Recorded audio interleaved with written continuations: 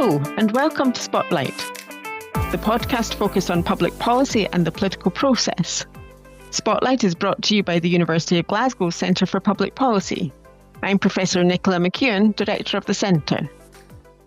There's been much talk over recent weeks and months about attitudes among young people. Opinion polls have alluded to a shift to the radical right.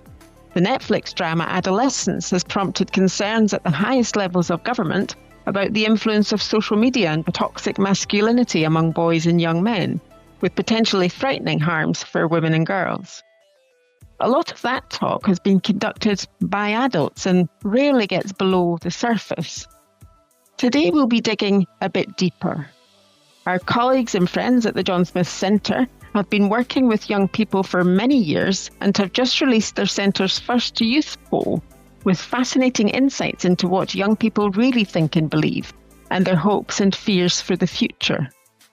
To discuss this, I'm delighted to be joined by Eddie Barnes, Director of the John Smith Centre and a friend of this podcast, and Dr. Elisabeth Loose, or Elli as we call her, and the Centre's Research and External Engagement Officer. Elli, I mentioned in the introduction about some of the concerns around toxic masculinity, and you did ask some questions that tapped into that. Can you tell us a little bit more about that?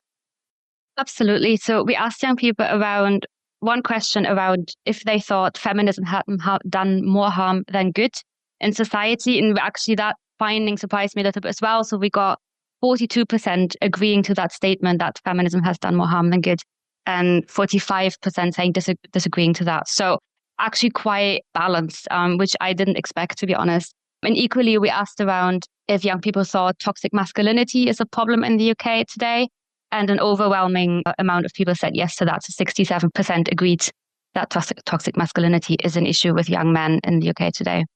And can you say a little bit about the gender differences? Because one of the beauties of this poll is that you can start to break down those top line figures and see if there are patterns or consistencies or variations between, whether it's between young men and young women, or according to gender more broadly, or according to socioeconomic status, for example. Absolutely. So we've actually, one of our focus areas in the poll is gender. So we're looking at all the questions, specifically under the lens of gender.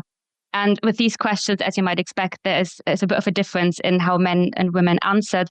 So in terms of the question, if feminism has done more harm than good, more than half of the men, 52% to be precise, strongly or somewhat agreed that was the case, compared to only 31% of women. So more for 20% difference here in that scenario.